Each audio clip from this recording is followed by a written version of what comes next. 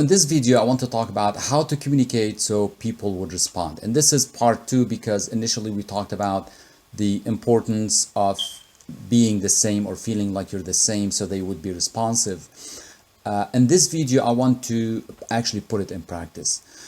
You know how when you open a conversation with a stranger, you want them to feel you and them are similar, to help them drop their shield and be responsive.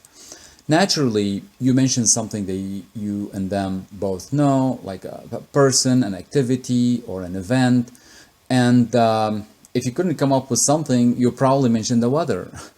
Another way we use to help people think we're the same is to start with a statement like, you know XYZ, which assumes they know what you're talking about and they often agree with you and say yes, because of that assumption they catch on to it. So these are natural techniques that we learned and use unintentionally. Here, we want to take this one step farther and turn them into a skill so we can use it deliberately to help others, people that we communicate with, to help them drop their shield and be more responsive. So here are 3 easy steps to build that type of skill.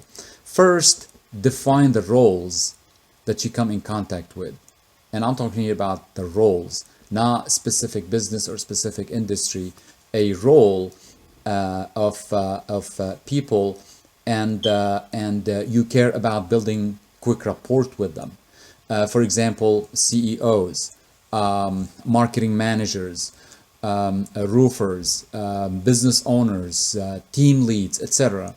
You're only concerned here about the roles because you want to generalize the approach so it applies to a wider range of people. This is going to be the power of it.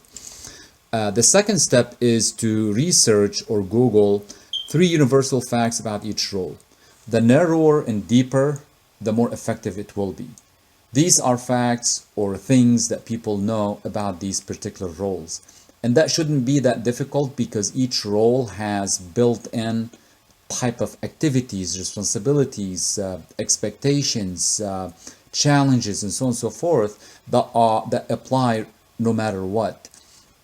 And actually, being specific with these facts, these universal facts about the role, being specific will give the impression of an expert and help people pay attention and even give deference to what you have to say. So that's the second step. The third step is add statement of commonality, like you know how XYZ. We all know XYZ. People know XYZ. These statements of commonality help people turn on their auto positive response and default to agreeing with you. So once you have this list and you came up with those facts and tried to be as narrow and deep as possible and add to them those statements of commonality, what you want to do then is start practicing. Start practicing deliberately in every conversation until it becomes second nature.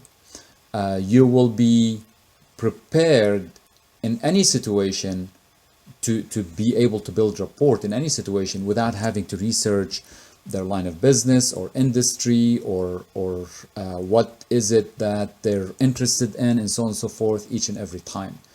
So there you have it. 3 steps to build unstoppable rapport.